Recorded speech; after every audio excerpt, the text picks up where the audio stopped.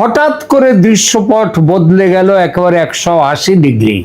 কি বার্তা দিতে চাইছেন আমেরিকান দূত সেটা বুঝতে কারো অসুবিধে হয়? আর কূটনৈতিক মহলকে যা সবচেয়ে বেশি চমকে দিয়েছে সেটা হলো শেখ হাসিনা ইস্যু, তার প্রত্যাবর্তন, তার নিরাপত্তা, আওয়ামী লীগের ওপর থেকে নিষেধাজ্ঞা প্রত্যাহার, 2027 সামনের বছর নতুন করে সংসদীয় নির্বাচন, ওয়াশিংটন এবং দিল্লির সুর যে এখন পুরোপুরি এক। আমি আমার গত বেশ কয়েকটি ভিডিওতে একই কথা বলেছি যে বাংলাদেশ নিয়ে ভারত এবং আমেরিকা এখন একসরে চলছে এবং এখানে আমেরিকাকে দেয়া হয়েছে আপার হ্যান্ড। সেটা সার্জিওগোর এই বার্তা খুব স্পষ্টভাবে ঢাকার টেবিলে গিয়ে রেখে এসেছে।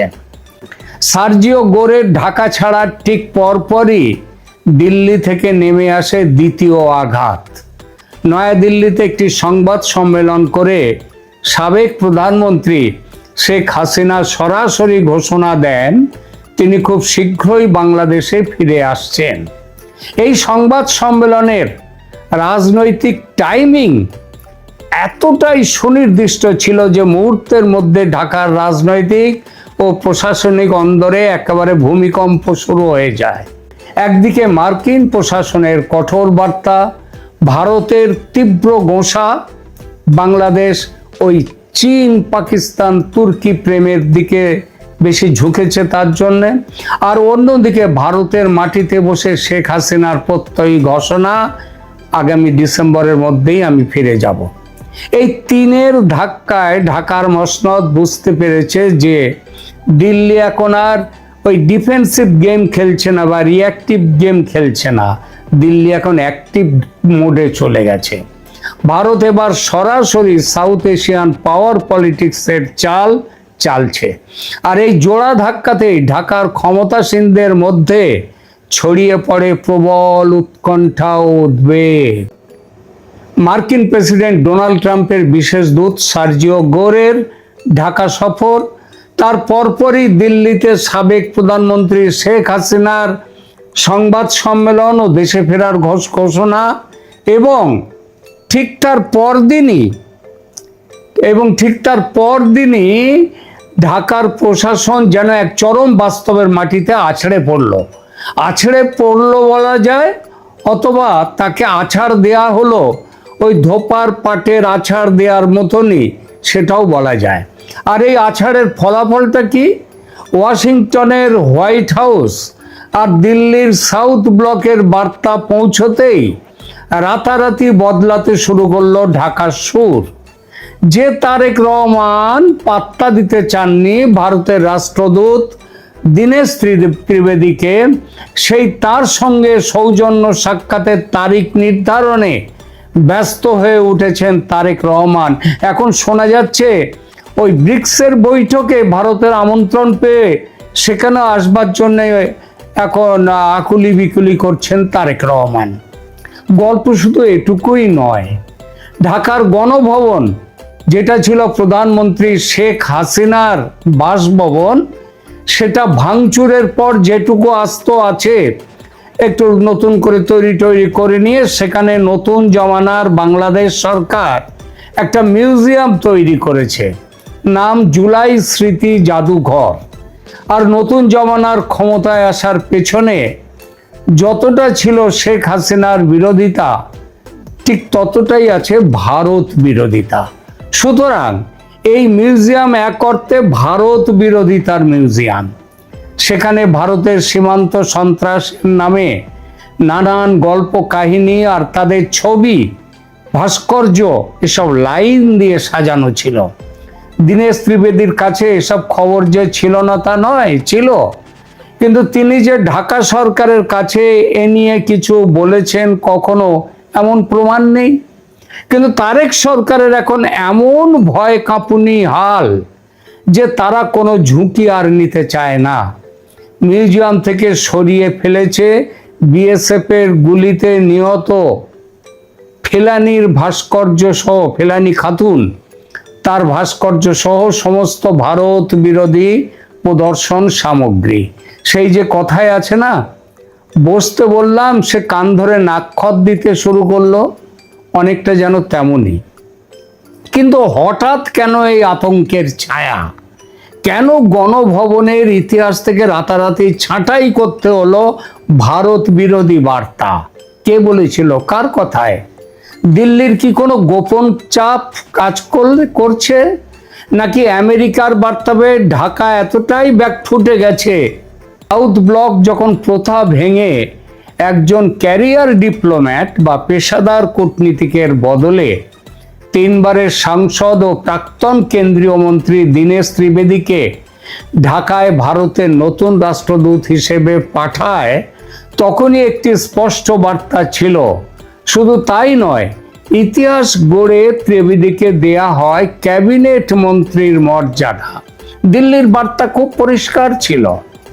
ভারত ঢাকার সঙ্গে কথা বলতে চায় সরাসরি রাজনৈতিক শীর্ষ নেতৃত্বের ভাষায়, কেবল ওই কূটনীতির কেতাবি ভাষায় নয়। কিন্তু গত 2 মাস ধরে ঢাকায় যা দেখা গেল তা ছিল এক ধরনের সচেতন দূরত্ব তৈরি করা। বাংলাদেশের ক্ষমতায় থাকা নতুন নেতৃত্ব বাংলাদেশ ফার্স্ট নীতির অজুহাতে ভারতীয় রাষ্ট্রদূতের সঙ্গে সাক্ষাতের আবেদনটা এক প্রকার ঠান্ডা ঘরে পাঠিয়ে রেখেছিল, কোনো গুরুত্বই দেয়নি। মালয়েশিয়া, চায়না সফরে ব্যস্ত ছিলেন তারেক। তুর্কি আর পাকিস্তানের সঙ্গে মহব্বত জোরদার করায় ব্যস্ত ছিলেন জনাব তারেক। তিনি সময় পাচ্ছিলেন না ভারতের রাষ্ট্রদূতকে সময় দেয়ার। ঢাকার নতুন নির্ধারকরা হয়তো ভেবেছিলেন নয়াদিল্লিকে এড়িয়ে ওয়াশিংটন, বেজিং এবং আঙ্কারার সাথে ভাব করলে,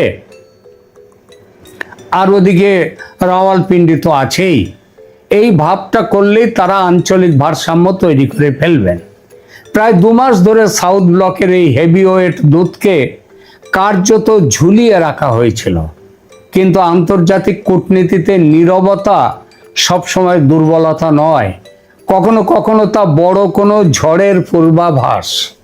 দিল্লি ঝড় হয়ে অপেক্ষা করছিল সেই দিন থেকে, যেদিন তারেক রহমান ভারতের থেকে সচেতন দূরত্ব তৈরি করে বেজিংয়ের প্রণয় ডোরে নিজেদের বন্দী করছিলেন। দিল্লি শুধু সঠিক সময়ের অপেক্ষা করছিল, কখন ঝড় হয়ে ঝাঁপিয়ে পড়বে সেই সময়ের। ঠিক এই পরিস্থিতিতে ঘটে ভূ রাজনৈতিক সমীকরণের সবচেয়ে বড় একটা মোড়। ট্রাম্প প্রশাসনের সাউথ অ্যান্ড সেন্ট্রাল এশিয়া বিষয়ক মার্কিন বিশেষ দূত সার্জিও গোর 3 দিনের সফরে ঢাকায় পা রাখেন। ঢাকায় এসে তিনি বাংলাদেশ সরকারের শীর্ষ পর্যায়ের সঙ্গে বৈঠক করেন ঠিকই, মানে তাদের সাথে বৈঠক করেছেন, কিন্তু কূটনীতির আসল খেলাটা খেলে যান অন্য জায়গায়। ঢাকায় অবস্থানকালেই মার্কিন দূত সার্জিও গোর সরাসরি বৈঠকে বসেন ভারতীয় হাই কমিশনার দীনেশ ত্রিবেদীর সঙ্গে। যেখানে বাংলাদেশের পররাষ্ট্রমন্ত্রী খলিলুর রহমানের সঙ্গে 20-22 মিনিটের বৈঠক করেন সার্জিও গোর, সেখানে ভারতীয় রাষ্ট্রদূত দীনেশ ত্রিবেদীর সঙ্গে 1 ঘন্টা 20 মিনিটের বৈঠক করেন। আরও আছে, বাংলাদেশ সরকারের দেয়া লাঞ্চ ডিনার যিনি প্রত্যাখ্যান করেন, সেই সার্জিও গোর প্রাতরাশ সারেন দীনেশ ত্রিবেদীর সঙ্গে।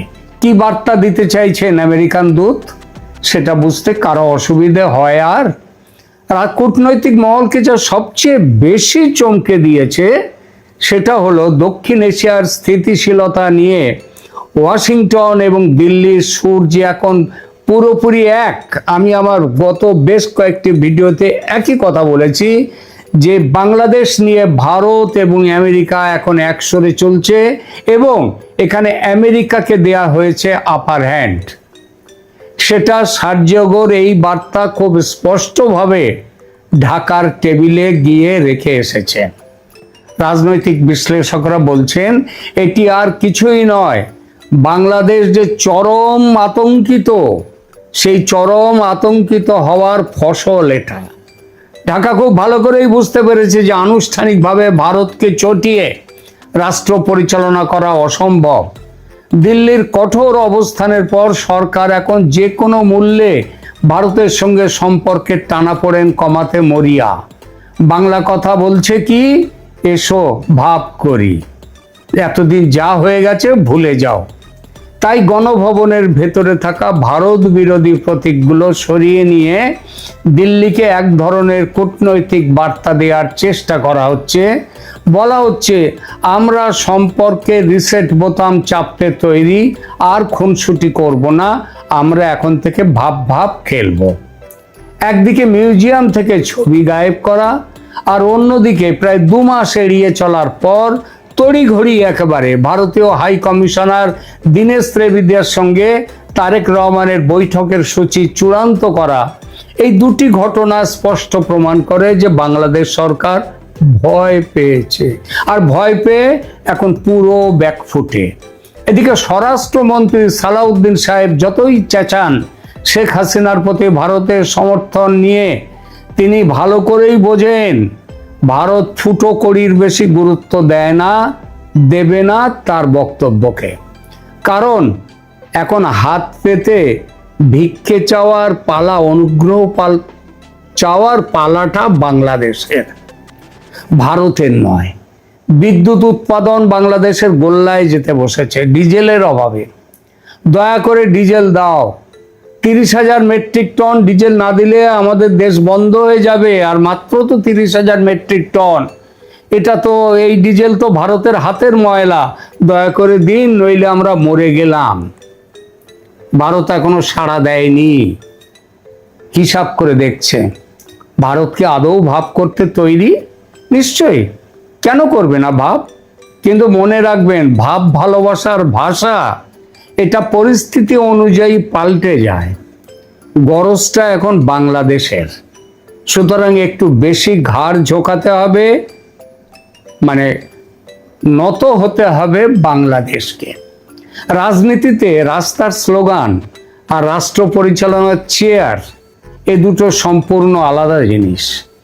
বিরোধী দলে বা আন্দোলনে থাকার সময় যারা ভারত বিরোধিতাকে মূল রাজনৈতিক মূলধন করেছিল, ক্ষমতায় বসে সেই একই পথ অনুসরণ করা কতটা বিপজ্জনক সেটা এখন তারা হাড়ে হাড়ে টের পাচ্ছে।